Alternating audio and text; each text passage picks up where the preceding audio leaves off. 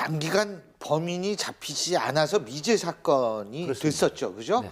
이게 그러니까 16년 어떤 사건인지 잠깐만 말씀해 네, 짧게 주시죠. 말씀드리면 2001년 2월 4일 날 네. 1시에 그 당시 여고 2학년인 김모양 17세였죠. PC방으로 나갑니다. 1시에. 그런데 3시 35분에 마지막 나중에 시신으로 새벽 발견된 1시죠? 이후에 시신으로 발견된 이후에 행적 수사를 해보니까 1시에 집을 나와서 3시 30분경에 강주 시내에 있는 PC방에서 2명의 남성과 함께 있는 게 마지막 장면이 목격이 되고요. 그 다음에 4일날 오후에 이 여학생이 바로 남평 드들강에서 시신으로 발견이 되는데 완전 나신 상태로 발견이 되고요.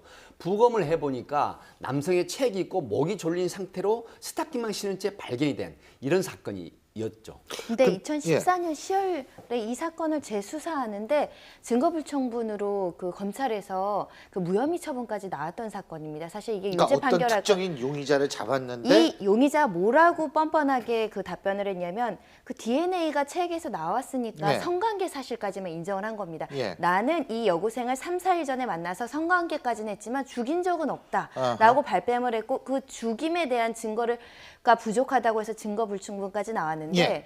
검찰과 법원은 이렇게 봤습니다. 일단은 책에서 나온 그 DNA와 그 피해자의 혈흔이 있었는데 생리혈이었습니다. 이 생리혈이 검출됐다는 것은 죽기 직전에 그 성폭행을 하고 그리고 바로 살해했기 때문에 이 혈흔이 검출된 것이다. 아니면 그 전일에 했으면 그게 밖으로 배출되는 게 당연했기 때문에 그런 점에서 유죄의 증거로 삼았고 이 범죄를 저지르고 이 사람이 알리바이를 조작합니다. 그날 새벽에 범죄를 저지르고 여자친구를 데리고 가서 사진을 찍어요. 외가에 가서. 봐라 나는 이런 알리바이가 있다. 그날 외가에 있었고 여자친구랑 찍은 사진을 가지고 있다라고 하는데 검찰 시각에서는 되게 이상했던 겁니다. 아니 16년 전 사진을 지금까지 교도소에 갖고 있었던 겁니다. 그 자체가 더 비합리적이고 경험치상 이상하다라고 생각해서 오히려 그 알리바이 그걸 사진을 이제 증거로 전문용어로 도둑이 재발이 잘했던 거죠. 유죄의 증거로 예. 삼아서 가까스로 이렇게 그 유죄 판결이 나오게 됐습니다. 그렇습니다. 2014년 10월 달에 재수사 끝에 증거 불충분 무혐의를 받았습니다. 무죄 추정을 받았고 이 사람은 이미 목포 교도소에서 전당포 주인과 종업원 2명을 금괴를 팔겠다 해서 유인해서 2명을 살해하고 안매장한 사건으로 무기징역형을 이미 선고받고 있었는데 쉽게 말씀을 드리면 DNA법이 시행이 되면서 체액에 대한 DNA, 그러니까 그 남성의 DNA, 그 죽은 사망한 여성의 체액이 이제 대조를 해보니까 일치가 된 게 바로 목포 교도소에 있는 김모 씨로 드러났습니다. 그 당시 24세였고요.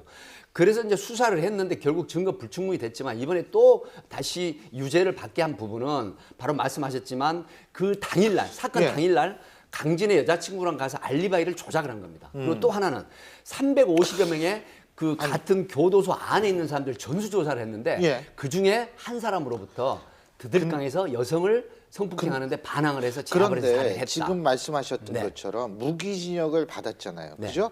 근데 무기징역을 받은 상태에서 또 살인 사건이 튀어나왔단 말이에요. 네.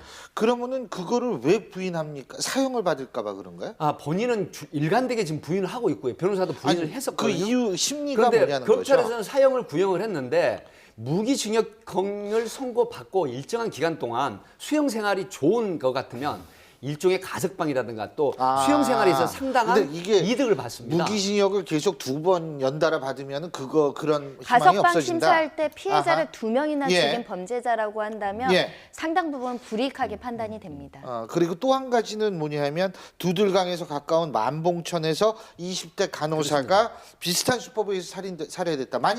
그러니까 이 사람이 벌써 지금 알려진 건 2명을 살해한 거 아닙니까?